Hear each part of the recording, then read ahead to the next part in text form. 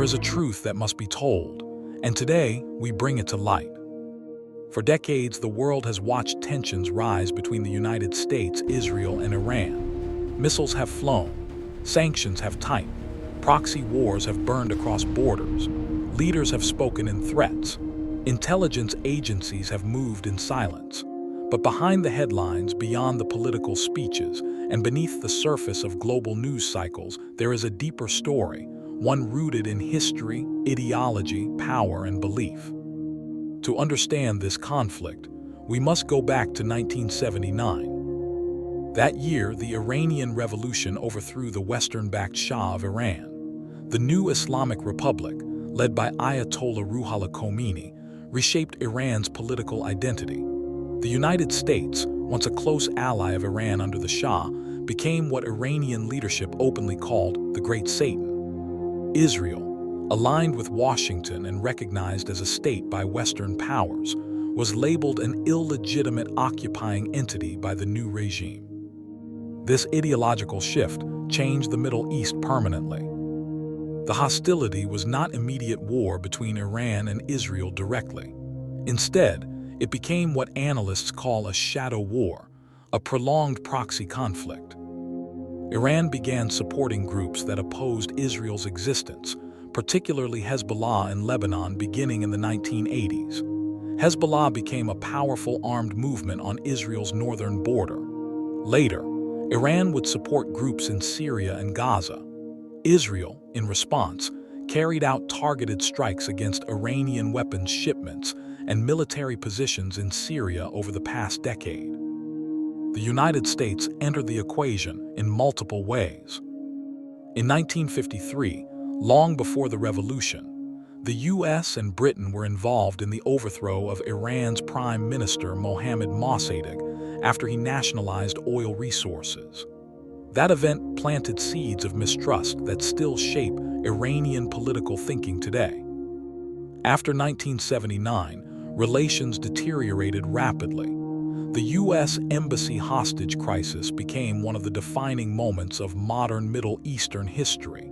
Since then, diplomatic ties have never been restored. But the central issue that escalated tensions in the 21st century was Iran's nuclear program. Iran insists its nuclear program is for peaceful energy purposes. Western governments, particularly Israel and the United States, have expressed concern that enrichment levels and secrecy could allow Iran to eventually develop nuclear weapons capability. In 2015, the Joint Comprehensive Plan of Action, the JCPOA, was signed between Iran and world powers including the United States, the United Kingdom, France, Russia, China, and Germany. The deal placed restrictions on Iran's uranium enrichment in exchange for sanctions relief. In 2018, the United States withdrew from the agreement and reinstated sanctions. Iran gradually reduced its compliance with the deal afterward. Tensions rose again. Israel has repeatedly stated that it will not allow Iran to acquire nuclear weapons capability, calling it an existential threat.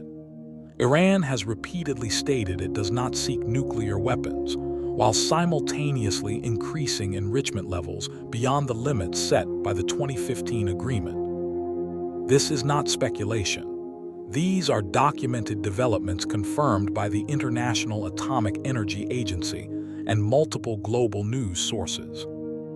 Meanwhile, the conflict expanded beyond borders. Iran supports armed groups in Iraq and Syria. The United States maintains military bases across the region. Israel conducts operations to prevent advanced weapons transfers. Occasional direct confrontations occur, such as the 2020 U.S. drone strike that killed Iranian General Qasem Soleimani in Baghdad. Iran retaliated with missile strikes on U.S. bases in Iraq. This conflict has not been a full-scale declared war between all three nations. It has been a strategic confrontation fought through proxies, sanctions, cyber operations, intelligence warfare, and limited strikes. So what are they fighting for? Power, security, influence, deterrence. and survival, at least from each nation's perspective. Now here is where many people of faith begin asking deeper questions. Christians look at Bible prophecy. Muslims look at Quranic revelation. And both communities sometimes wonder, are these events connected to Scripture? Let us approach this carefully. In the Bible, Persia is mentioned multiple times. Persia refers to the ancient empire located in what is modern-day Iran.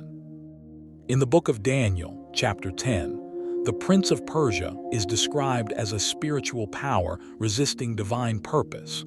This passage has historically been interpreted symbolically by many theologians, not as a direct modern political prediction. In Ezekiel 38, Persia is listed among nations aligned in a future coalition involving Gog of the land of Magog. Some Christian prophecy teachers associate Persia with modern Iran because of geographical continuity. However, serious scholars caution that Ezekiel's prophecy is apocalyptic literature with debated interpretation. Jeremiah 49 contains a prophecy concerning Elam, an ancient region within modern Iran. The text speaks of judgment and eventual restoration. Again, interpretations vary widely.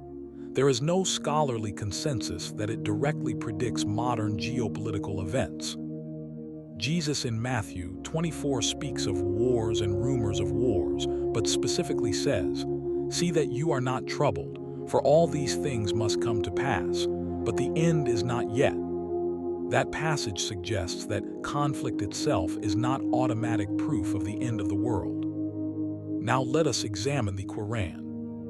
In Surah Ar-Rum, chapter 30, verses 2 to 4, the Qur'an speaks of the Romans being defeated and then becoming victorious within a few years. This referred historically to the Byzantine-Persian wars of the 7th century. It demonstrates that the Qur'an addressed geopolitical conflict in its historical context. In Surah Al-Anfal 8:60, believers are instructed to prepare strength to deter enemies.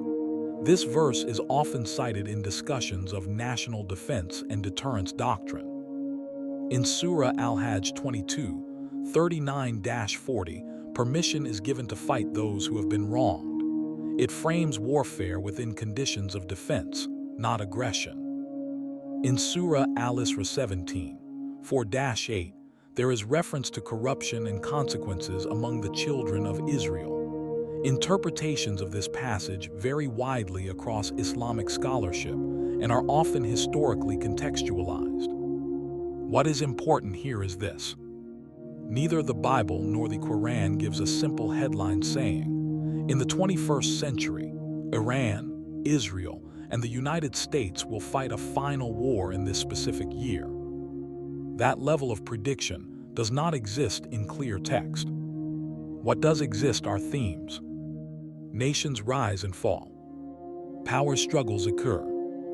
Moral decay leads to consequences. Wars are part of human history. And divine sovereignty is ultimately above political power. The hidden truth behind this conflict is not mystical codes hidden in headlines. The hidden truth is this: long-standing distrust, ideological identity, regional power competition, nuclear deterrence strategy, and unresolved historical grievances have created a cycle of escalation. Each side believes it is acting defensively. Each side views the other as a threat. Each side frames its actions through moral and national survival language. And when religion mixes with geopolitics, rhetoric becomes even more powerful. But responsible faith does not mean fear-driven speculation. It means understanding history.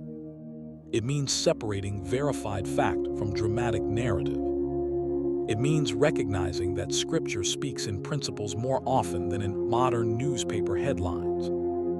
As of today, there has not been a declared total war between the United States, Israel, and Iran as a unified battlefield conflict.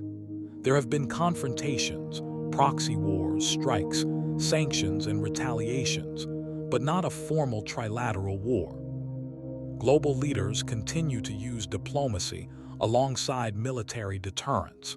Intelligence agencies continue to monitor nuclear developments. Regional actors continue to calculate risk. The future remains uncertain. But uncertainty does not mean inevitability. History shows us something powerful. Many wars that seemed unstoppable were prevented through negotiation, deterrence, or leadership change. So when someone asks, "Is this the beginning of the end?" the honest answer is this. It is another chapter in a long geopolitical struggle. Scripture reminds believers, both Muslim and Christian, that ultimate justice belongs to God. Human governments operate within time. Empires rise and fall. But truth requires patience, evidence, and wisdom. And that is what Eternal Wisdom Global stands for. Not fear, not sensationalism, not forced prophecy, but clarity, history, faith examined with responsibility.